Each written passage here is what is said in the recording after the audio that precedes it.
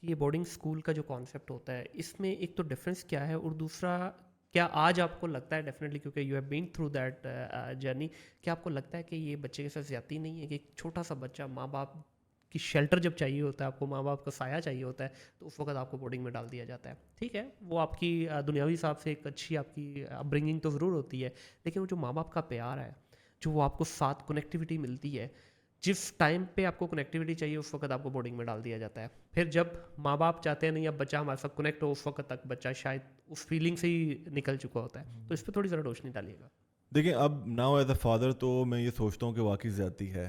میں تو اپنے بیٹے کو شاید کبھی بھی نہ بھیجوں. میں نے یہ آبزرو کیا کہ وہاں پہ جو زیادہ لوگ ہوتے ہیں بورڈنگ اسکول میں, خاص طور پہ جو چھوٹی کلاسز میں, وہ ان فیملیز کے ہوتے ہیں جن کی فیملیز ڈسٹربڈ ہوتی ہیں.